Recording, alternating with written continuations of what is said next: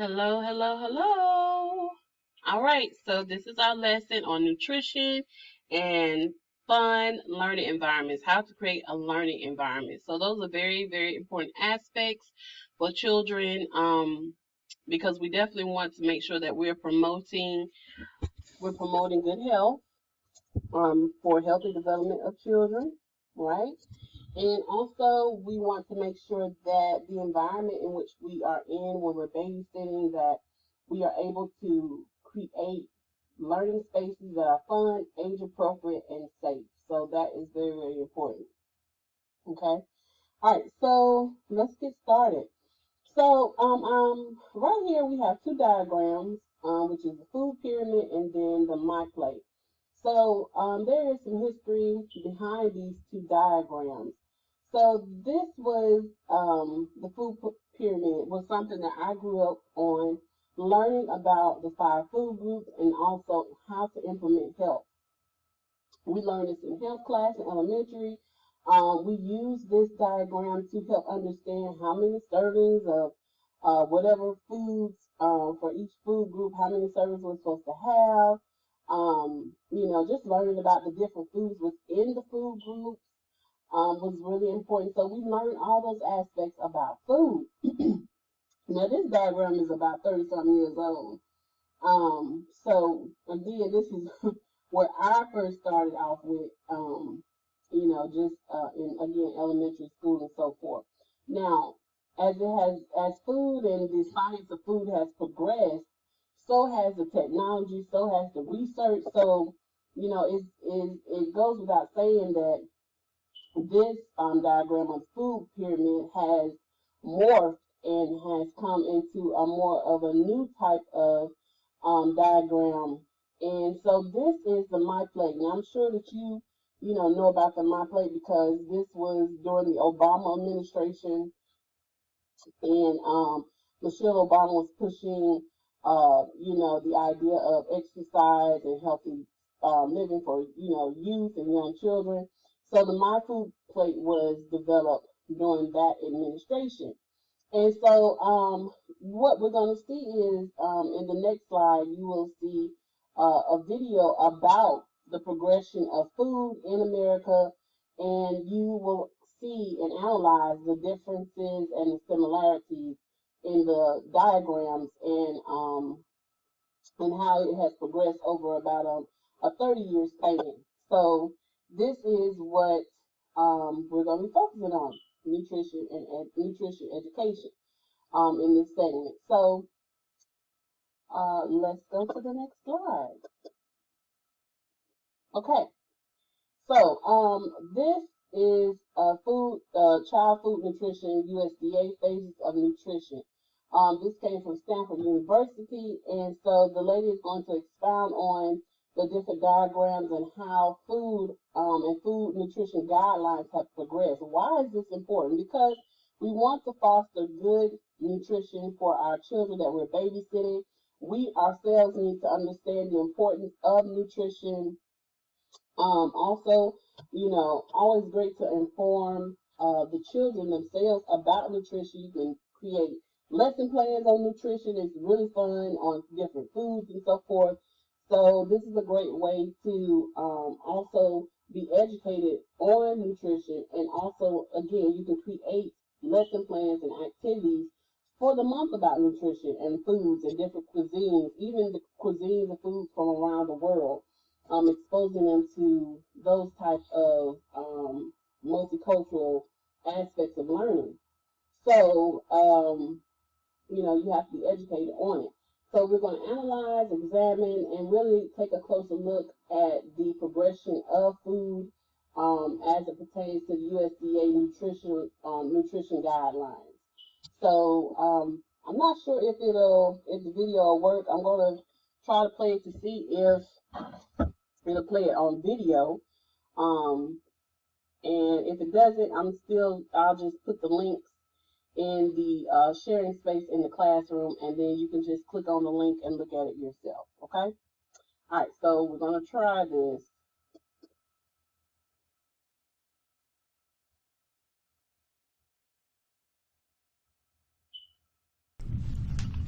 Over the past few decades, recommendations or advice to the general public about what we should be eating and what we should avoid eating have changed, and they've changed again as scientists learn more about what's in the food we eat and how those components affect our health. Especially in countries like the United States that have adopted diets that are rich in refined or processed foods, and for the most part, along with that shift, rates of obesity have increased in these countries. Well, government bodies like the USDA, or the U.S. Department of Agriculture, have tried to address these public health problems by making dietary recommendations easy to understand and widely available to the public. So in 1992, and without giving away my age, this is the one I remember learning about in my first university courses on nutrition, but in 1992, the USDA released the original food pyramid. It was a simple way of showing people approximately how much of each of the major food groups they should be eating relative to the other food groups. So breads and cereals in those days were considered to be sort of the foundation of our diets. In many parts of the world, they still are. But because in the U.S. we've kind of gone a bit overboard on our consumption of carbohydrates, especially heavily processed carbohydrates, our recommendations have changed over the years, and you'll see how. But basically, this was considered the foundation, and that's why this constituted the biggest part of the pyramid in 1992.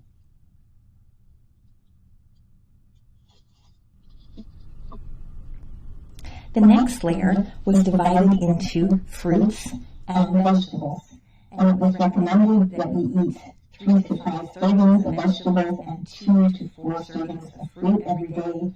The problem was, and the problem still is, that the average American person didn't actually know, and is still unclear today, on exactly what constitutes a serving.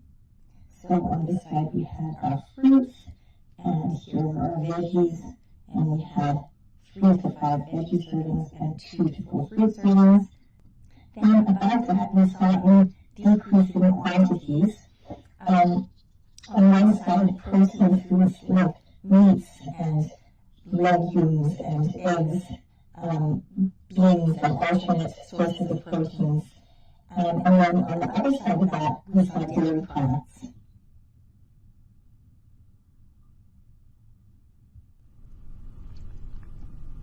At the very top, there was this tiny triangle for fats and sweets, and that was meant to suggest to the public that they should eat their cupcakes and drink their soda in moderation.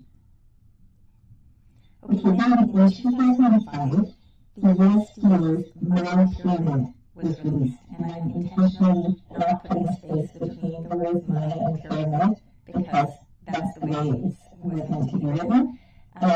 And it had nice bright colors and pictures often of the corresponding foods in the groups below the picture, but sometimes the triangle was just left with colors and the words of those groups.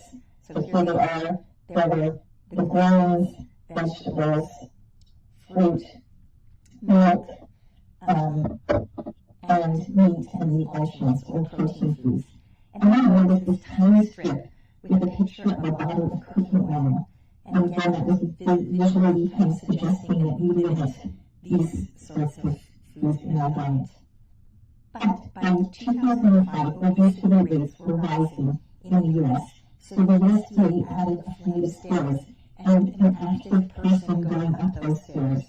This was supposed to remind us that even small additions of physical activity, like taking the stairs, for example, could add up to health benefits.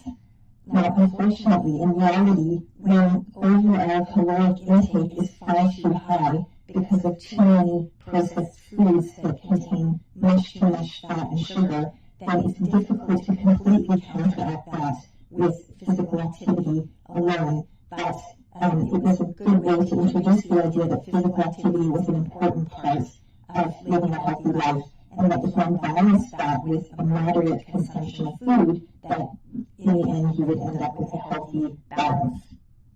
Then enter First Lady Michelle Obama, who made it a national priority to address childhood obesity. Thank goodness. And in 2011, we got the USDA's My Plate.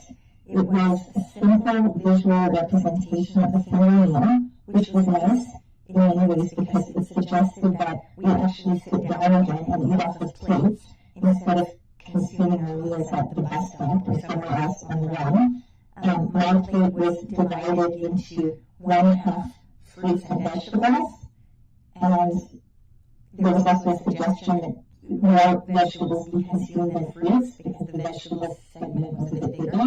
And then on the other side of the 2011 My Plate, we see grains, which is nice because it suggests whole grains rather than simple carbohydrates or simple sugars, and also protein at the bottom. And of course, on the top corner, there was a circle to represent dairy products in the diet.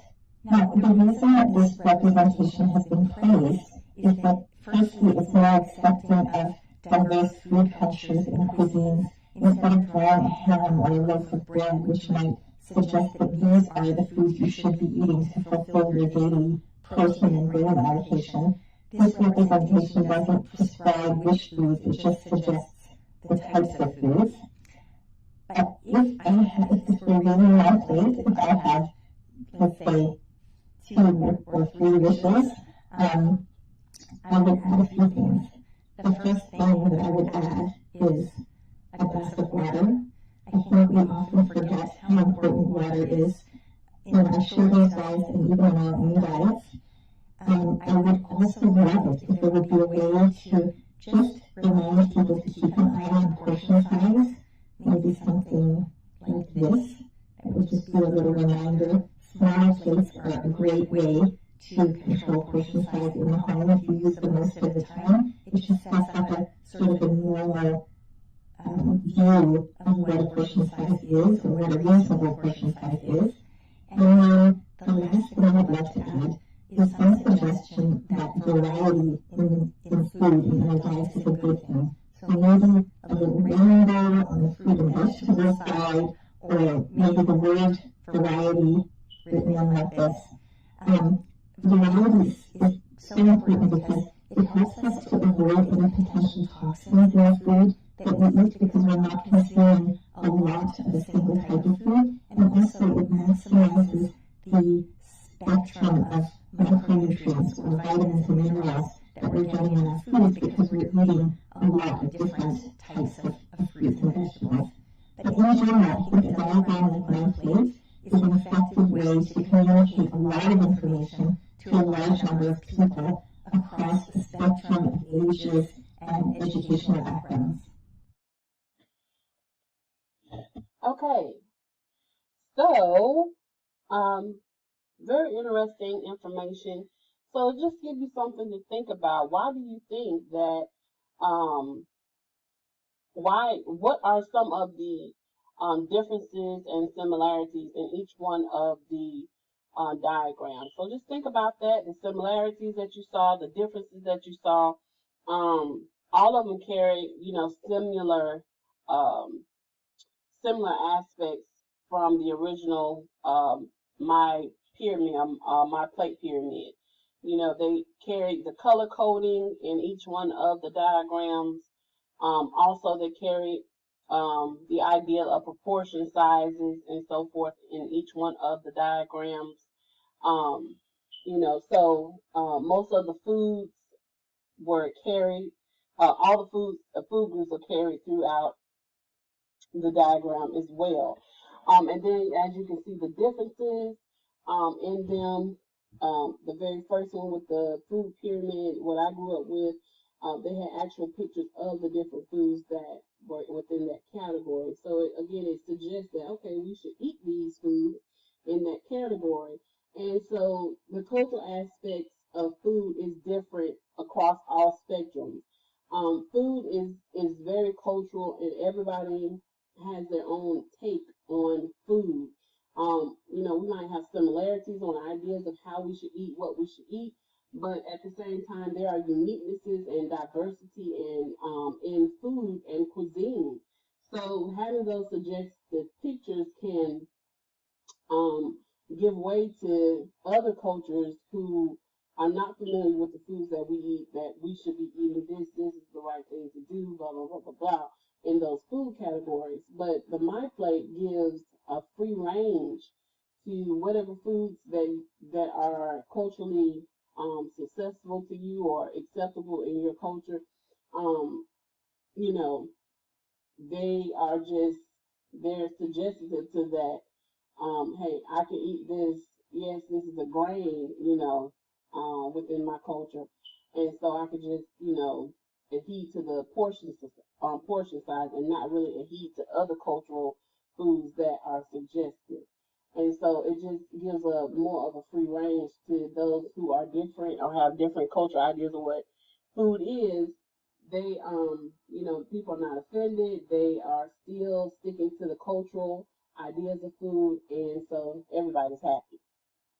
So culture and food is very important, and it's important to look at and to understand, and also keep that idea in mind when you are taking care of your children, because you may have a rainbow of different children that have different aspects about food and culture and so forth.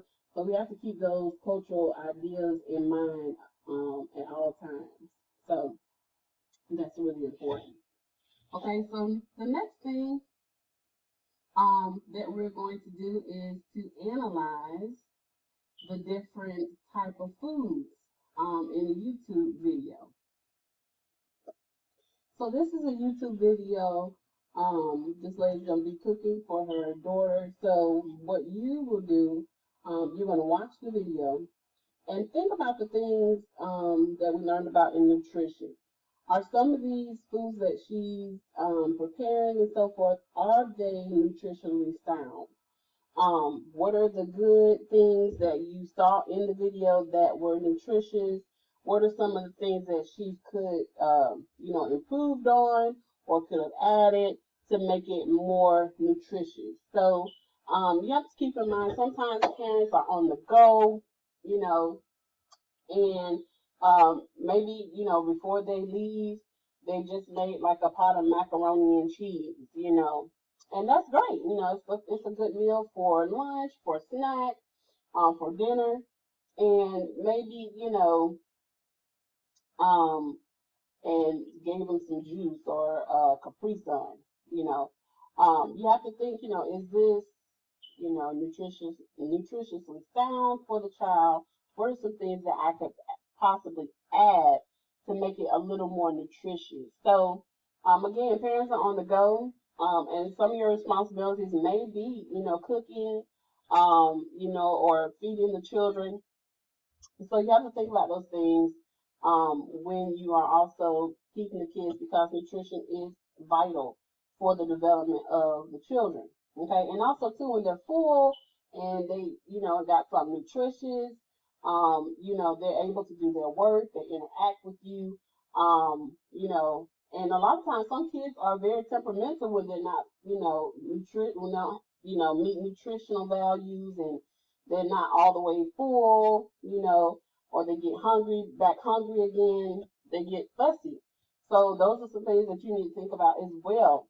So we're going to analyze these videos and, just think about, the meals that she's prepared. Are they nutritionally sound? What are some things that could be, done better? What are some foods that possibly could be added to it? Is it too much carb? Not enough vegetables? Not enough meat? Or is this, dish a great dish to have the child, eat on? So let's look at this video, and then you can, just think about those things, okay? All right, so here goes. If this video does not work, then of course, I will put the video link in the chat if you can't hear it, and the same thing with the video that we previously watched. All right. Another video. So today I'm going to be sharing with you what my kids ate for dinner this week. I have 5 full meals of what I made them, and we have some kid favorites here. So hopefully you guys get some inspiration on what to feed your kids for dinner. So up first we have Monday. Since it is the beginning of the week, I wanted to make something super simple and easy, but yet still a kid favorite in my house. So I did make my whatever spaghetti. I've made this before on the channel. So basically what I'm going to start off by doing is getting a pot of boiling water going, and I like to add a little bit of salt to my pot just to give the pasta a little bit more flavor. Also, I am breaking up some spaghetti noodles just to make the noodles less long for my kids to eat. So it's a little bit easier when it's just kind of like split in half, and it's easier for little fingers. I'm going to be prepping some food, so I have some diced celery, diced carrots, and also some cheese here. And then I'm also going to just be straining the pasta water because that is all set and ready to go. And then we're going to go ahead and start mincing some garlic and some onions and get that on the stove with a little bit of grapeseed oil. And I'm also adding the carrots and the celery to that as well, just sauteing the whole thing. I'm going to be adding also a handful of spinach because spinach is really good. I love to like sneak in a little bit of vegetables for my kids whenever I'm making them anything to eat. Pouring in some pasta sauce along with the cheese. And then we're going to add the noodles, and this meal is super simple and easy, and it's done in a matter of minutes.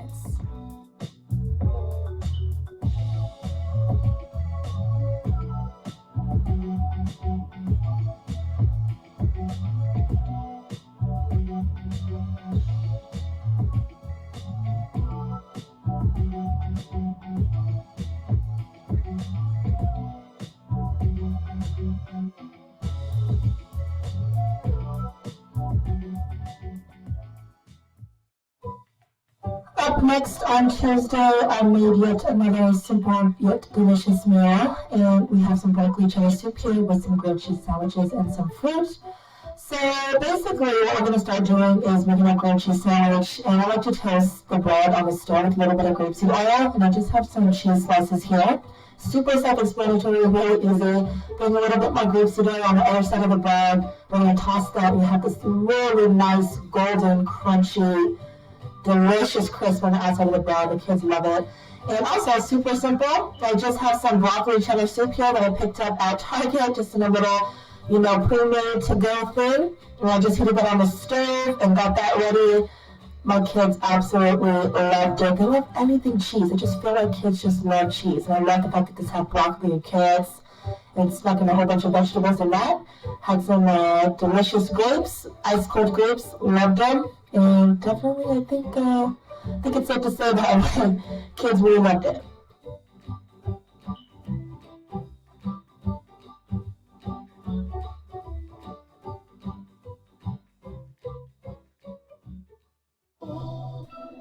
We are halfway done. We have Wednesday, and we made some quesadillas here.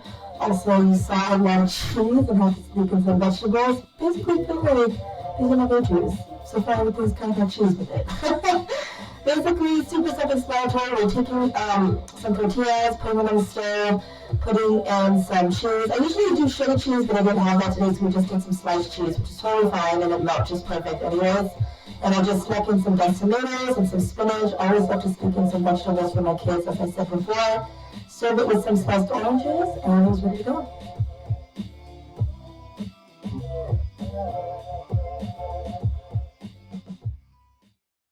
Thursday, we did another simple and quick and easy meal. Basically, we just did a really big favorite of Maria's. We did some couscous and some donut nuggets along with some peas.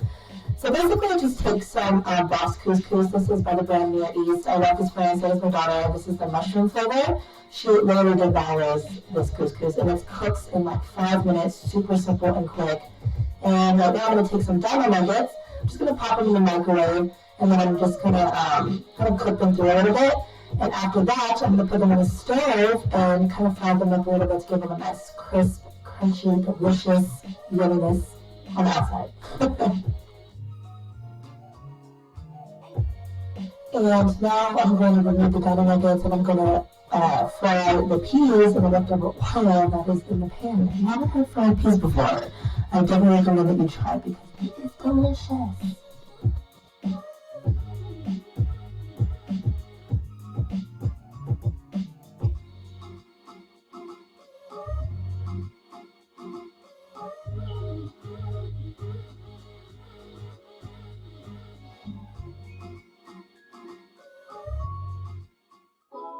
Hello, Friday, you beautiful, beautiful day. This means that the week is done and we can enjoy your weekend. So, of course, I can make something super delicious and easy. Again, I'm making a pasta salad for my big Q1 kids, and this is the lunchbox portion. And it's going to be super simple, easy. The kids love it. And, of course, we're just making some vegetables as always. So, what I'm going to start to do is get a pot of boiling water going with some bow tie pasta. And then also we're going to start prepping our salad here. So we're going to dice up some iceberg lettuce, or you can get little bags, like little pre-packaged bags that are already washed and cut. You can totally do that as well to save some time if you'd like. And we're going to go ahead and dice some tomatoes. Super simple, super easy. Love just making a whole bunch of vegetables. This is definitely a big favorite of the kids. They're not really big on salads, but they love the pasta salad. So I'm going to put everything in a bowl, put in our vegetable pasta, and I have a little bit of Caesar dressing here that I'm going to add. The recipe calls for ranch, but I didn't have any, so we went ahead and used some Caesar, which totally worked just as well and was super delicious. And I went ahead and added some croutons on top, and the salad was ready to go. And of course, I will leave the link to my cookbook down in the description box if you want to go ahead and check that out on Amazon. Unfortunately, we're coming to a close on the cookbook. June is the last month to pick up your copy forever before it's gone. So feel free to check that out if you would like. But yeah, that's basically going to do this for this video. I hope you guys enjoyed it. Got some inspiration and some fun and good ideas on what to do for your kids this week. All right. So, I mean, she did some really great dishes. They're really fast, really quick. If you are in a situation that you do have to cook meals, it is advantageous to have those quick, fast meals.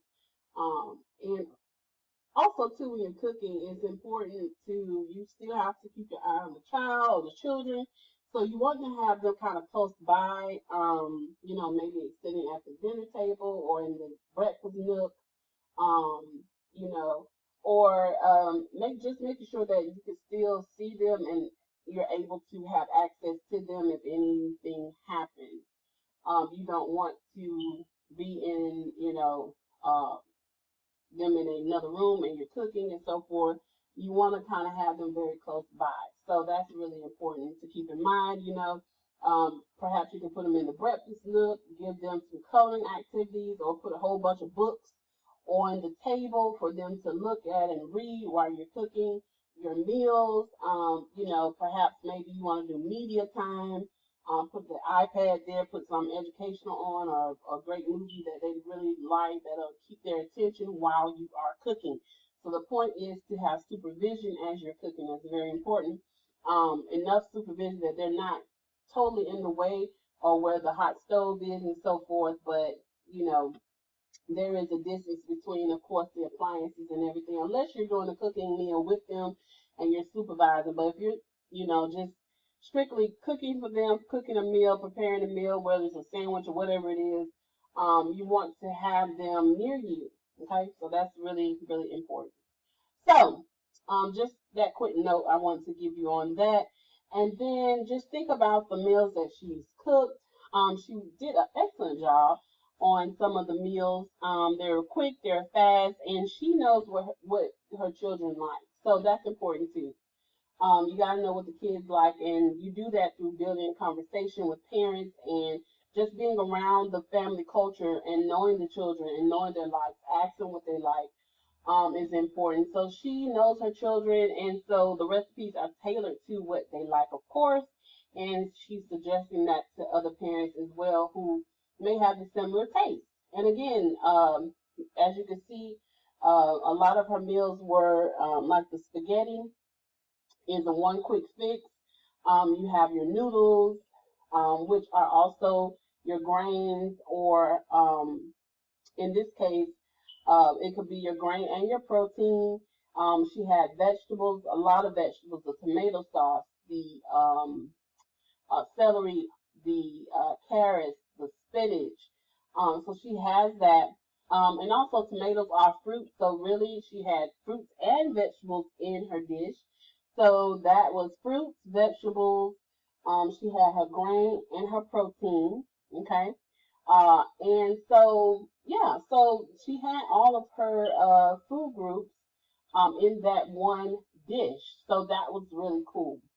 The only thing, well, the noodles are made with dairy, but she didn't have a solid dairy to go with that, and that's okay. Maybe she gave them water or so forth. So you do want to have dishes like that and keep those things in mind about nutrition.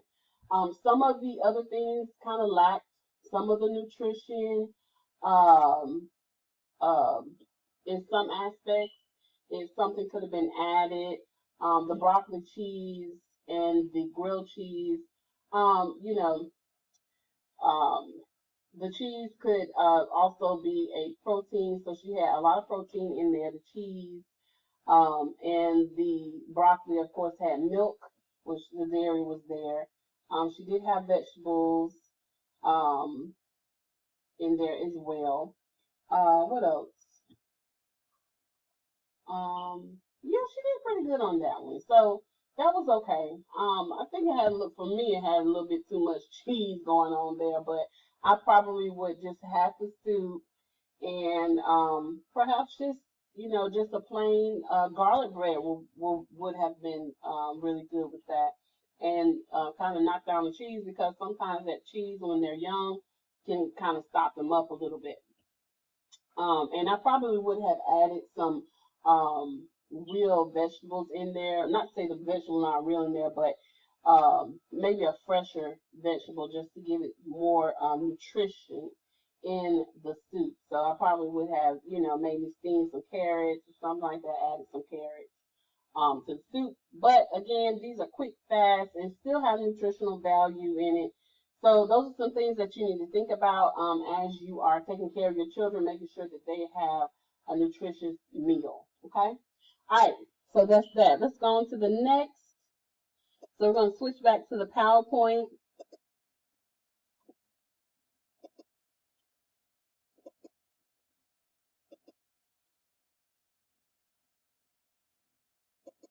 I'm trying to get to the current slide. I don't know why it's not working. I don't know. I'm trying to get to the current slide. Resume slideshow. Okay, here we go. All right. So, your assignment is to create a My Food plate. Okay. So you are going to use a paper plate, and you can divide the paper plate into each of the food groups, and you can use food magazines to cut food out and put the food accordingly in each of the food groups.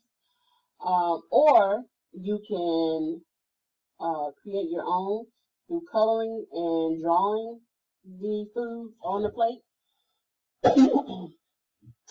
with your markers or crayons, or you can do it virtually by cutting and pasting the pictures on a Word document and creating a plate, a circle, and you can place food on the plate or the different foods that you like from each of the food groups on the plate virtually. So it's really up to you how you want to do it, okay? Or you can take a picture of your dinner. Perhaps your dinner has all 4 food groups, and you can take a picture of that and send it to me like that. All right, so that is your assignment. Okay, so I'm going to skip that, and I'm going to go into about learning environments, okay? All right, it's important that we create fun learning environments. And your learning environment does not have to be, of course, in a classroom. Learning can take place at any point of time, anywhere. It can be a simple ride to the grocery store, walk to the park. It can be your outdoor playtime with the children, indoor playtime. Learning happens at any point, at any time, and at any place and anywhere. So we don't want to limit ourselves about learning and teaching children. We want to be as creative as possible. Use the resources that are around you to create learning environments and safe spaces that the children can feel trustworthy and feel your trust, and and you create a sense of trust. So that's really important. That's another way to create a fun learning environment. Trust is very important between you and the child. So we're going to look at some things and ways on how we can create fun learning environments.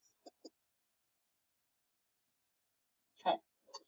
Environmental practices refer to aspects of the space, materials, equipment, routines, and activities that practitioners and families can intentionally alter to support each child's learning across developmental domains. Okay, so this is basically saying that the things that we use, whether they're toys, art supplies, um, play equipment, your daily routines with the children, activities, lessons, whatever it is that you use as an early childhood teacher, provider, babysitter,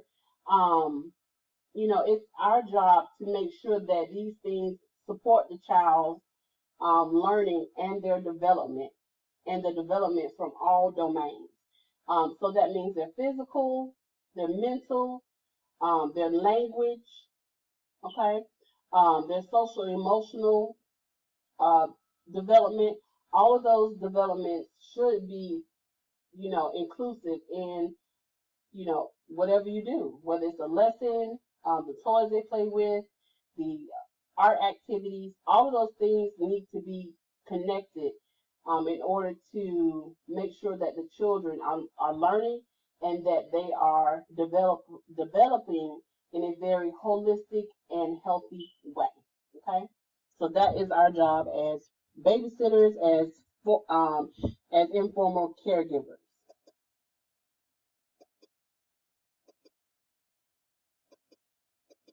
Okay, I'm kind of skipping some things around here. Okay, so the next thing that we're going to be talking about is physical development. Okay, physical development is very, very, very important. Okay, because without physical development, children are not able to be mobile. So we must incorporate physical development in our lesson plans and activities, at all times. So what is physical development? Okay, so physical development again is basically the movement of the body. Okay, being mobile, and again, it's very, very essential. So when we're talking about physical development, we are talking about two terms that are very, very important terms that we use in early childhood and to understand the science behind physical development. So the first term is gross motor. Okay, gross motor is not meaning, oh, something that's nasty, disgusting, or nothing like that. But gross motor actually means the usage of large body movements and muscles. Okay, so large body muscles and movements would incorporate your arm movements, your leg movements, running, jumping. Those type of activities are geared to the gross motor. So running, jumping, playing hopscotch, playing tag, volleyball, riding a tricycle. All of those things are connected to gross motor skills and development. And we want to make sure that we foster those activities around growth motor, again, for mobility, so that children will be able to develop um, physically in their bodies. So these physical developments only occur when we activate physical activity for the children at early on. So that's really important. Okay, so the next thing is fine motor skills. Okay, so these are movements that are more precise using smaller muscles in the body. So the activities that are connected to fine motor would be activities such as writing, drawing, coloring, playing with Play-Doh. All of those things are things that are very important to the child's development. And those type of activities, when we're using precise fine motor skills, will help them for pre-writing, okay? So we definitely have to have activities that will foster pre-writing skills. And again, as I mentioned, drawing, coloring, playing with Play-Doh, scissors, cutting paper, all of those things are considered as pre-writing skills. Okay. So that's really, really important. Also, doing finger plays is very important too. Like, where is something, um, where is family. All those things are very important and are geared to fine motor development. Okay? So keep those terms in mind. Gross motor, those are the larger muscles, the larger body movement, and then fine motor are the smaller muscles and more precise movements of the body. Okay?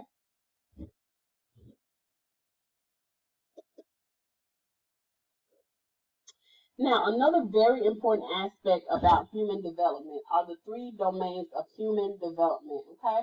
These are very important to keep in mind, especially if you are creating activities, or even if you're looking up activities on Google or Bing or wherever, search engine Yahoo, wherever search engine that you use, and you want to find activities or even create activities of your own, you need to keep these three domains in mind. Okay? So I'm going to go through each one of these and explain to you what each one of these domains means. So the first domain of human development would be the biosocial development. BIO, the prefix bio usually is, refers to the body, or, so like biology. So bio is basically um, how the body develops, the human body develops. So changes in the body.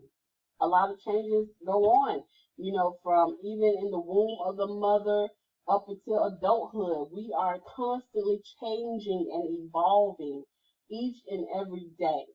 So biosocial development is just that, the evolution of the human body, how it grows, how it adapts to different environments. It also changes through genetics and also nutrition, as we've already talked about, how important nutrition really is and how effective it is for the growth and development of children and just humans as a whole. So different changes in the body could be from a child, crawling and then going into the stages of walking and then running. Maybe a child holding a bottle and then changing from bottle holding to cup holding and not even having a bottle at all and really, drinking out of a regular cup. So these are biosocial developments that occur, and they occur because we create opportunities for these things to manifest, for these things to happen, and for these things to take effect. So it's important as providers, as teachers, that we keep in mind that we have to create these opportunities for children to grow. And we do that through lesson plans, we do that through experiences, and creating those environments that will foster biosocial development. Okay? The next is cognitive development. Okay? Cognitive development. Cognitive means it talks about the mind. Okay? Cognition, the mind, the brain, how the brain works, brain growth. Okay? So, how do we foster cognitive development for our children? Well, that's very simple. We do the same thing that we do fostering biosocial. We create those opportunities to allow children to think, to process information and knowledge, okay, about the environment and the world around them. We give them knowledge, we show them knowledge, we help foster knowledge, we lead them into different things that will help them to think. Okay, so that is really, really important. That is cognitive development, okay? So again, cognitive development is how a child thinks, how they process information. Okay, and we do this again through teaching them, being an example to them, creating opportunities for them to think on their own and help them to problem solve. That is how we foster or we create cognitive development in our learning environments. Okay, next, last but not least, the psychosocial development. Psychosocial is basically how a child operates socially in the world and in the world around them, how they operate socially with their peers, with their family members. How does a child, control their emotions and their temperament? How do they socially get along with their friends? How are they interacting in society? What is their role within their family and also in their school life? Are they merging those two ideas together? Are they two separate people? So psychosocial development is very, very important. We have to make sure that children are able to control or self-regulate the things and ideas of emotions. Um, that's very, very important. So how do we create those instances of fostering social development? How do we do that? Well, we have activities and lessons. You know, a great activity that you can foster would be having puppet plays. That's really fun. Children can be expressive, have a lot of fun. Creating the type of characters that they, have on their hands. A lot of times they mimic, things that they've seen at home or, in different environments. They're socially influenced by people around them. So they use those things to create emotions and, bring that puppet to life. So it's a great way to foster psychosocial emotional development. So these are the three domains of human development: biosocial, cognitive, and psychosocial development. If you have any questions about those, let me know and I will definitely give you my feedback, okay? All right, so let's go to the next lesson.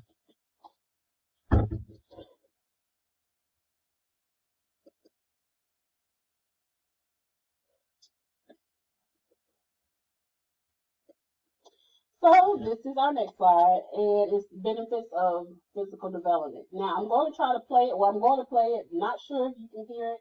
If not, again, I will put the links in the sharing space, and you can refer to them because all the videos will be in order. So you can definitely click on that and watch it. If you can't hear it, of course, skip, and then you can go to the next slide.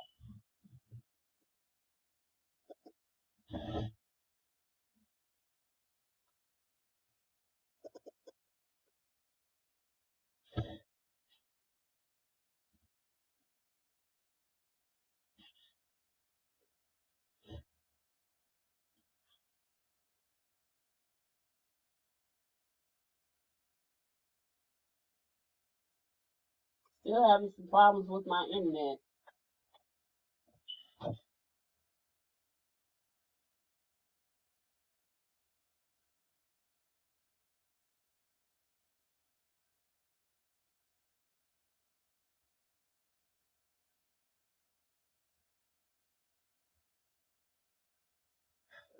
Okay, not sure what's going on with this, so I will put the link in the chat.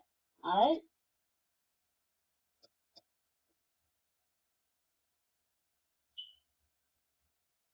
Okay, so we can look at this video, and again, if it's not working, then I'll just have the link and you can refer back to it. All right. Okay, so this is about physical development for ages birth to 2 years old.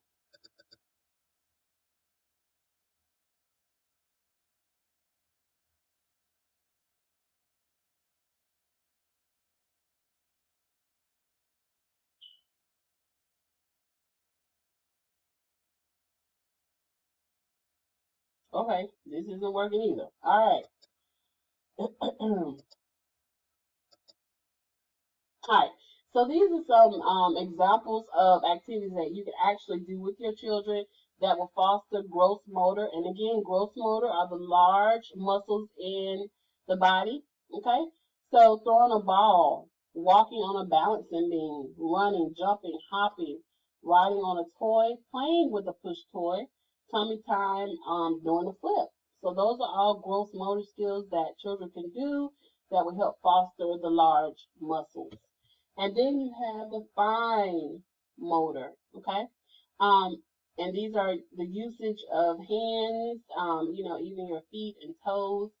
So playing with blocks, coloring, writing, playing with clay, buttoning, putting on clothes, using utensils, and holding a bottle or a cup.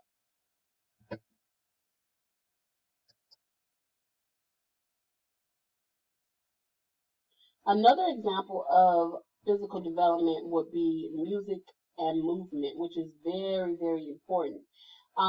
Music is universal and it can follow all domains. So just know that music can help children grow and develop in a lot of different ways. Okay. Um, Music is so much fun. Children love to, you can also implement like musical instruments in your lesson plans and activities with the kids.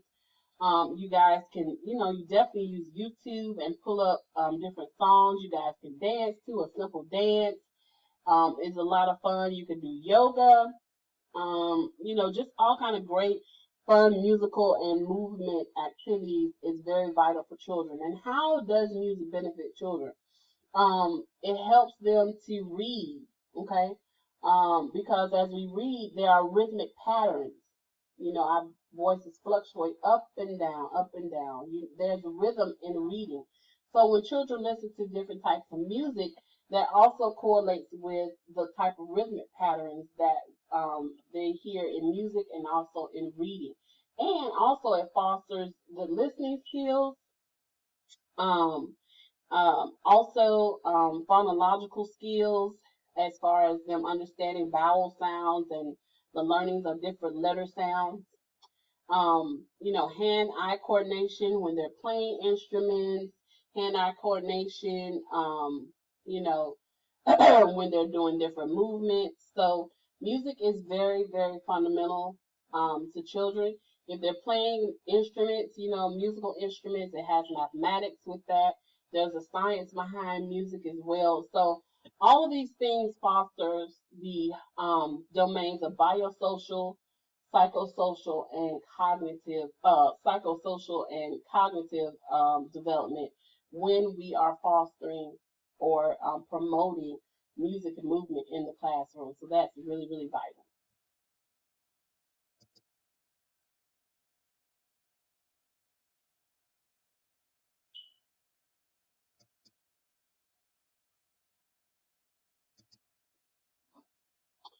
So also we're going to talk about cognitive development, and cognitive development is very, very important as well. As you know, cognitive development is brain growth.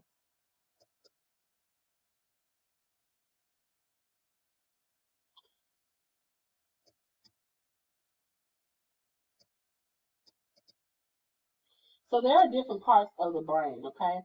So I have a diagram of the different parts of the brain, and also there are examples as to what each part of the brain controls. Okay, so they're color coded as you can see. So we have blue. So the blue is the frontal lobe. Okay, so the frontal lobe is located in front of the central sulcus. Okay, so this is the very front of the brain. So this is the back of the brain, and then this is the front of the brain.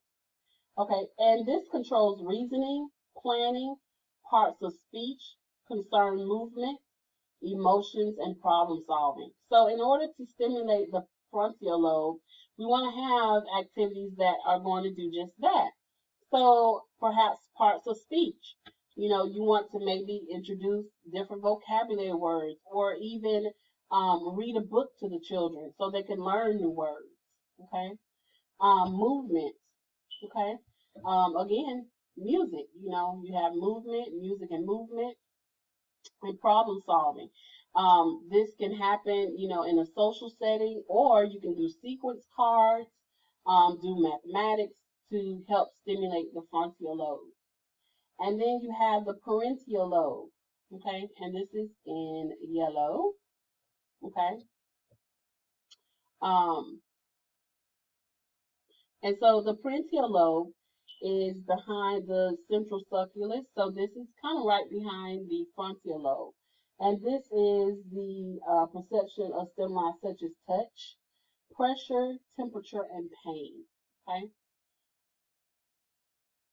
So a great activity for touch would be things such as having, if you ever seen those little Philly boards, or if you've seen the books with the little different type of material, maybe the you have a picture of a chicken, and then, you know, in the book there's like some furry, kind of like feathers or something furry that feels like the chicken's fur.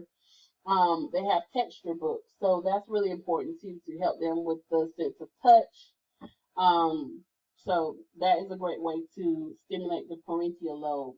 Also, temperature. You can do science projects with the 3 states of matter: solid, liquid, or gas. And this is a way, you know, that they can take something cold, you know, maybe something warm. So that is a way that you can stimulate that. And then you have the occipital lobe. It's always hard for me to say. And it's located in the back of the brain. So it's this little part right here. And this has to do with vision. So that is really important, of course. And then you have the temporal lobe. Okay? The temporal lobe. And that is concerned with the perception of auditory or hearing and memory. Okay? So the temporal lobe is right underneath the frontal and in between the perennial and the occipital lobe. All right. So for homework, you are going to create a brain. Okay. So you can do it a lot of different ways. You can, you know, create it using Play-Doh or clay and take a picture of it and upload it to me. You can draw it. If you want to, and color it, make sure you have, you know, enough colors to color code each part of the brain. Okay. So you can do it like that. And I also have a worksheet for you to do to learn about the different parts of the brain. So that's all the homework that you're gonna have for this lesson. All right.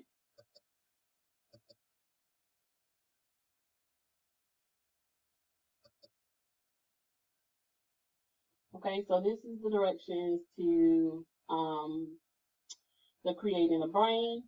All right, so it's called the Your Body and the Brain Worksheet. And then you're going to use your crayons and color code the brain as well. Just follow the directions of the sheet. And then you're going to create your very own brain, okay? All right, so that concludes our lesson for nutrition and also creating a fun learning environment. So it's important to understand these things. When creating a learning environment, you definitely want to make sure that the things that you foster are across all the developmental domains. As we get further into our lesson, we're going to look at the different ways that we can create the learning environments, different activities and lessons, okay?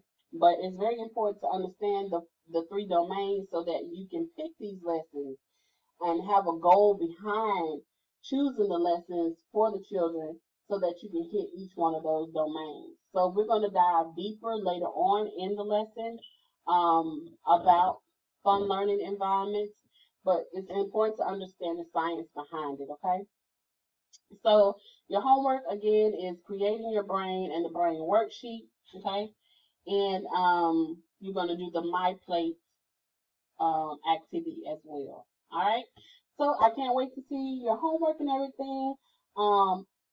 You can turn your work in on Tuesday because I know it's a lot of work, and the internet was acting really bad when I met with you on Wednesday, and it's still not the best right now because none of the videos work on the slide. They didn't even really come on. So again, I will give you the links to the videos. All right. So I will see you Monday. Take care. Have a great weekend, and I'll talk to you soon. If you need me, just call me. All right. Bye-bye.